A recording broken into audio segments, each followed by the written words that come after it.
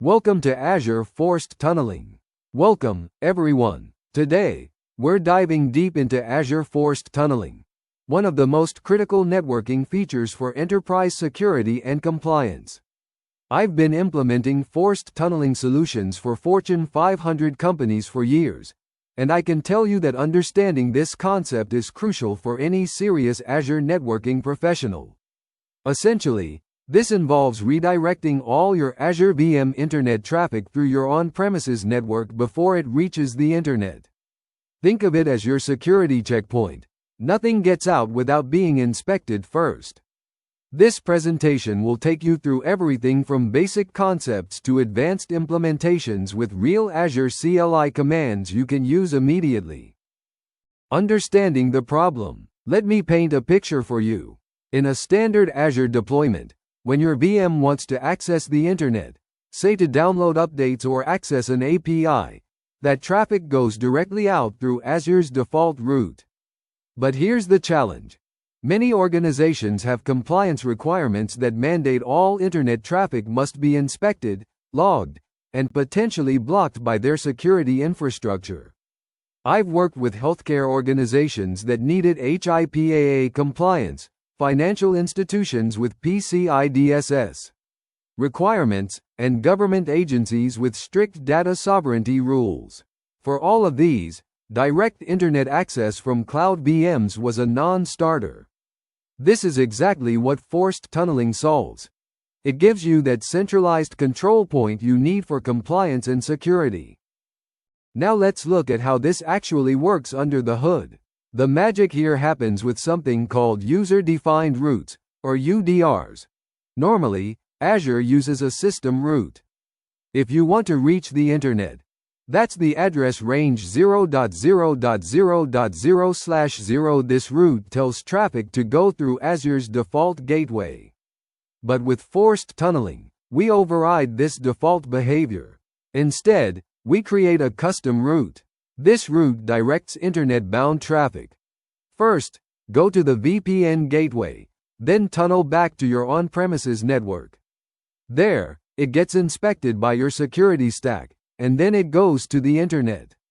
The key components you see here are the route table containing our UDR, the VPN gateway that creates the tunnel, and your on-premises security infrastructure that does the actual inspection and filtering. It's important to notice that Azure Platform Services maintain their direct internet connectivity. This is crucial for management operations to continue working properly. Traffic flow analysis. Let me walk you through exactly what happens when a VM tries to access the internet with forced tunneling enabled. Step 1. A VM makes a request to google.com. Step 2. Azure looks up the route table and finds our custom route for 0.0.0.0/0 pointing to the VPN gateway. Step 3. Instead of going directly to the internet, traffic gets encrypted and sent through the VPN tunnel. Step 4. Your on-premises firewall receives the traffic and performs inspection, checking against company policies, scanning for malware, and logging the request. Step 5. If approved, traffic is allowed to reach the internet. The response follows the exact same path back. This does add latency, yes, but it gives you complete visibility and control over all internet-bound traffic from your Azure environment. I've seen this reduce security incidents by over 80% in organizations that implement it properly. Multi-tier application scenarios. In real-world enterprise environments, you are rarely dealing with just single VMs. You have complex multi-tier applications with web servers, application servers, and databases. What I love about this diagram is that it shows how forced tunneling applies consistently across all tiers. Your web servers might need to access external APIs, your application servers might need to download patches, and your database servers might need to synchronize with external backup services. With forced tunneling, every single one of these connections gets the same treatment, tunneled back to your security stack for inspection. This gives you a unified security posture across your entire application architecture. I implemented this exact pattern for a major retail company, and it allowed them to maintain their existing security policies while moving critical applications to Azure. The security team loved having the same visibility they had on premises. Key use cases. Let me share some key use cases and real-world scenarios where I've implemented forced tunneling. These examples will help you understand when and why to use this technology. First, compliance. I worked with a major bank that needed PCI-DSS compliance for their payment processing systems. Every single packet leaving their Azure environment had to be logged and inspected. Forced tunneling was the only way to achieve this. Second, data loss prevention. A healthcare client needed to ensure that no patient data could accidentally be exfiltrated through internet connections.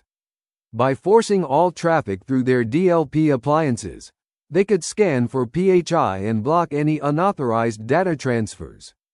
Third, centralized control. A government agency wanted to maintain the same internet access policies across on-premises and cloud environments. Forced tunneling allowed them to extend their existing security infrastructure to cover Azure workloads. Finally, hybrid security architecture. Many enterprises have invested millions in on-premises security tools. Forced tunneling lets them leverage these existing investments, rather than rebuilding everything in the cloud. Configuration overview. Now let's get into the practical implementation. The configuration process follows a specific sequence that I always recommend following exactly in this order. First, you create the route table. Think of this as the container for your routing rules. Then you add the actual route that redirects internet traffic to your VPN gateway. Next, you associate this route table with your subnet to activate the routing. The fourth step is configuring BGP on your VPN gateway. This is crucial because BGP allows your on-premises network to advertise itself as the path to internet destinations. Finally, you verify everything is working correctly. I cannot stress enough how important it is to follow this order. I've seen many implementations fail because people tried to shortcut the process or do steps out of order. Trust me, follow this sequence exactly. Step 1. Create route table. Let's start with the first command. We're creating a route table called My Route Table in our resource group. The key parameter here is Disable BGP route propagation true. This parameter is critical because it prevents the VPN gateway from automatically adding routes that might conflict with our forced tunneling setup. Without this, you might get inconsistent routing behavior. I always recommend using descriptive names for your route tables. In production, I might call this something like RT-prod web tier forced tunnel, so it's immediately clear what this route table is for. The location parameter should match your v.net location for optimal performance. You don't want your routing decisions being made in a different region from your VMs. Step 2. Create the forced tunneling route. This is the heart of forced tunneling, the actual route that redirects internet traffic. Let me break down each parameter for you. The address prefix 0.0.0.0/0 is what we call the default route.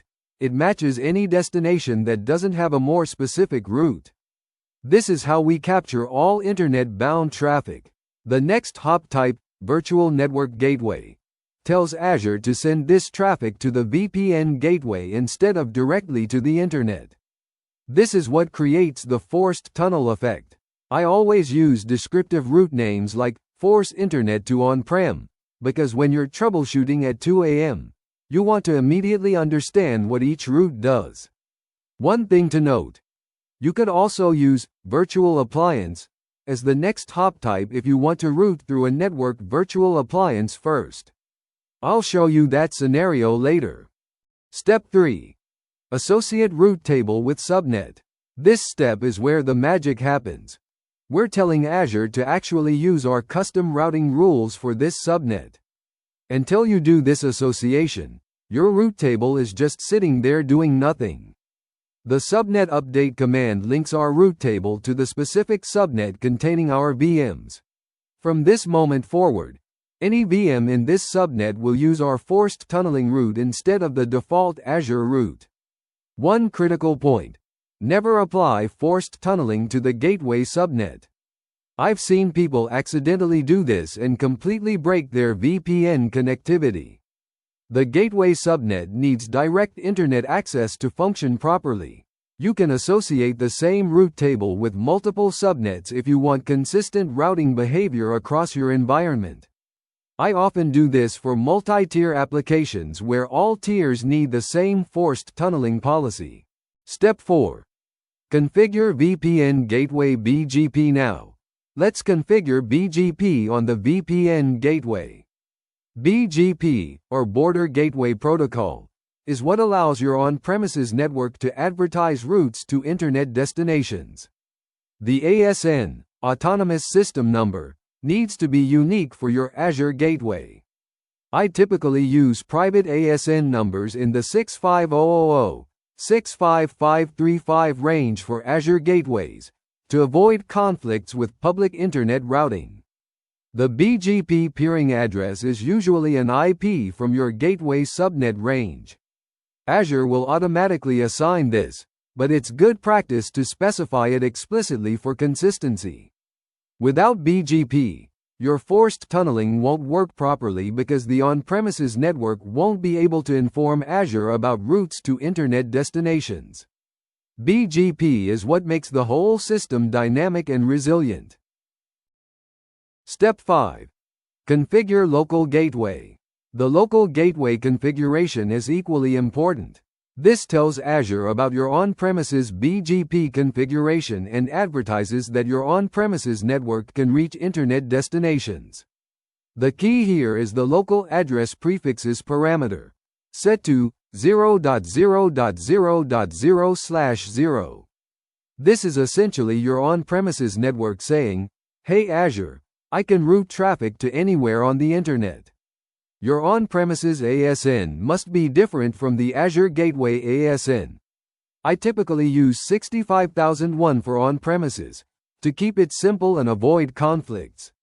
The BGP peering address is the IP of your on-premises BGP-capable device, usually your firewall or router that's terminating the VPN connection. Remember, your on-premises device must actually be able to route internet traffic, or your VMs will lose internet connectivity completely. Verification is absolutely critical. I always run these commands after implementing forced tunneling to make sure everything is working correctly. The first command shows you all routes in your route table. You should see your 0.0.0.0/0 route with a next hop type of virtual network gateway. The second command confirms that your subnet is actually associated with the route table. I've seen cases where people thought they had applied the route table but the association failed. The third command shows your VPN gateway BGP settings. Make sure BGP is enabled and the ASN matches what you configured. The effective routes command is particularly useful because it shows you exactly what routes a specific VMNIC is actually using. This is invaluable for troubleshooting. Advanced scenario. Selective forced tunneling. Not every organization needs to force all internet traffic through on-premises. Sometimes you want selective forced tunneling based on specific requirements. In this scenario, we're showing 3 different routing policies for different workloads. Critical applications receive full forced tunneling. Development and test environments use selective routing for specific destinations, and management VMs have direct internet access. This is particularly useful when you have different compliance requirements for different application tiers, or when you want to optimize performance for non-critical workloads. I implemented this pattern for a manufacturing company where their ERP systems required full inspection, while their development environments could have direct internet access for faster development cycles. Selective routing configuration. Here's how you implement selective forced tunneling. Instead of using 0.0.0.0/0 as the address prefix, you specify only the IP ranges that should be forced through the tunnel. In this example, we're only forcing traffic destined for 203.0.113.0/24 through the VPN gateway. All other internet traffic would use the default Azure route. This is perfect for scenarios where you need to route traffic to specific partner networks through your VPN, but want to maintain direct internet access for general web browsing and software updates. You can add multiple routes with different address prefixes to create complex routing policies that match your specific business requirements. Advanced scenario. Another advanced scenario is routing traffic through a network virtual appliance before sending it to the VPN gateway. This adds another layer of processing and control. The NBA might be a next-generation firewall, a load balancer, or a custom security appliance that provides additional inspection capabilities beyond what you have on premises. This creates a two-hop process. First to the NBA for additional processing, then to the VPN gateway for tunneling to on-premises. It's more complex but gives you maximum flexibility. I've used this pattern for clients who wanted to do deep packet inspection in Azure before sending traffic back to on-premises for policy enforcement. When routing traffic through an NBA, the key difference is that you use virtual appliance as the next hop type instead of virtual network gateway. You must specify the exact IP address of your NBA using the parameter named next hop IP address. This IP address must be within the same v.net as your VMs. A critical requirement is that the NBA must have IP forwarding enabled at both the Azure level and the OS level, or traffic will be dropped. The NBA also needs its own routing configuration to forward traffic to the VPN gateway. This is typically done with static routes or dynamic routing protocols on the NBA itself. Testing and troubleshooting. Testing is where many implementations fail. You need to test connectivity before and after implementing forced tunneling to ensure everything works correctly. The effective routes command is your best friend for troubleshooting. It shows you exactly what routes are being used by a specific VM, which helps identify routing issues quickly. I always test with simple tools like curl first. If basic HTTP requests don't work, there's no point testing complex applications. Start simple and work your way up. Network Watcher in Azure provides additional troubleshooting tools like Next Hop Analysis and Connection Monitor that can help identify where traffic is being dropped or misrouted. Best practices and considerations. Let me share the key best practices I've learned from years of implementing forced tunneling in production environments. Security-wise, never apply forced tunneling to the gateway subnet. It will break your VPN connectivity. Always ensure management plane access remains functional, and consider using service endpoints for Azure services to avoid unnecessary tunneling. Performance-wise, forced tunneling adds latency and reduces throughput because of the additional hops. Choose your VPN gateway SKU carefully based on your throughput requirements, and optimize your on-premises routing for performance. Cost-wise, remember that all internet traffic now flows through your VPN connection, which increases both Azure egress costs and your on-premises bandwidth requirements. Always have a rollback plan ready. I've seen implementations that worked in testing but failed in production due to unexpected traffic patterns or performance issues. To summarize and cover our next steps, we've covered a lot of ground today. You now understand the fundamentals of Azure Forced Tunneling, how to implement it step by step, and how to handle advanced scenarios. The key takeaways are: follow the configuration sequence exactly, always verify your configuration, test thoroughly before production deployment, and have a rollback plan ready. Your next steps should be to practice these commands in a lab environment, Understand your organization's specific compliance requirements, and plan your implementation carefully with all stakeholders involved. Remember, forced tunneling is a powerful tool for compliance and security, but it comes with performance and cost implications that need to be carefully considered. Thank you for your attention, and I am happy to answer any questions you might have about implementing Azure Forced Tunneling in your environment.